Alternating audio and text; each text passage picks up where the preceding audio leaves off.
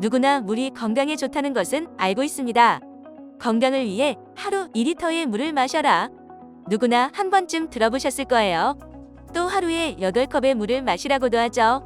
하지만 하루에 물 2리터를 드셔보셨나요? 생각보다 어렵지 않았나요? 막상 물 2리터를 마시려고 하면 힘들었을 거예요. 음료수처럼 맛이 있는 것도 아니고 배도 금방 부르니까요.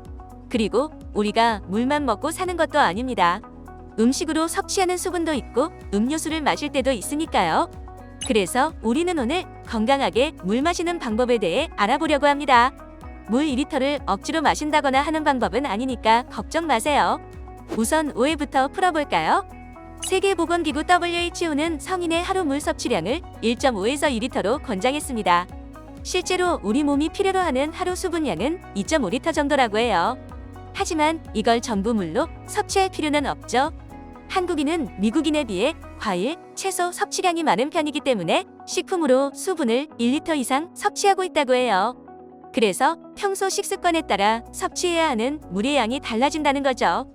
자, 그럼 천천히 물의 양부터 알아볼까요? 앞서 말씀드린 것처럼 우리는 무조건 하루에 2리터씩 마실 필요가 없습니다.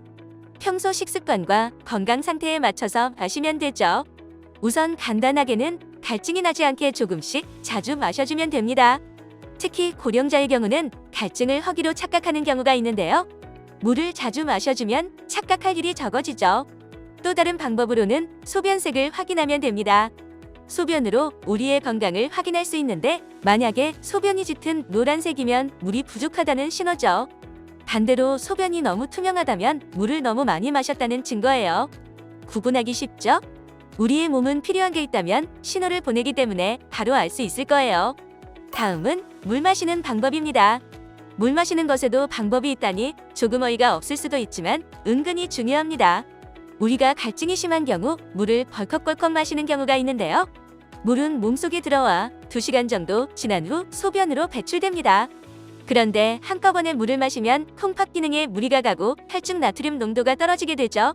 저나트륨은 두통, 구역질, 현기증, 근육경련뿐 아니라 뇌장애를 일으켜 의식장애나 발작을 일으킬 수도 있다고 해요.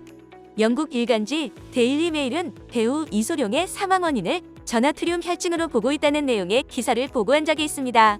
저나트륨 혈증은 흔히 물 중독이라고 불리는 질환으로 물을 과도하게 많이 마실 때 발생하는 병이에요. 물을 많이 마신 것만으로도 병에 걸릴 수 있다니 정말 조심해야겠죠. 그래서 물은 천천히 조금씩 마시는 것이 중요합니다. 특히 노년층일 경우 수분이 부족해도 갈증을 잘 느끼지 못하기 때문에 의식적으로라도 마셔주는 것이 중요해요. 자, 이제 물 먹는 시간에 대해서 얘기해 볼까요? 아침에 일어나 마시는 물 한 잔이 건강에 좋다는 말은 다들 들어보셨을 거예요. 우리가 자는 동안 땀이나 호흡 등으로 몸의 수분이 부족해지게 되는데 그럼 혈액이 끈끈해지기 쉽죠. 하지만 일어나서 물을 마시면 그 수분을 보충할 수 있게 됩니다. 또 밤새 떨어진 체온도 회복해주고 신진대사를 촉진해 면역력을 향상시키는 효과도 있어요. 혹시 변비가 있으신 분들이 있나요? 그런 분들도 기상 직후 물은 필수입니다. 물이 위장과 소화기관을 부드럽게 자극해서 변비 해소에 도움이 되거든요. 다음은 식사 시간과 관련하여 물 마시는 법이에요. 식사 30분 전에 물을 마시면 위액 분비를 촉진해서 소화활동을 도와줍니다. 또한 식욕을 감소시켜서 과식을 방지하여 다이어트에 도움이 되죠. 그렇다면 식사 후에는 어떻게 해야 할까요? 식사 후에 바로 물을 많이 마시는 것은 좋지 않습니다.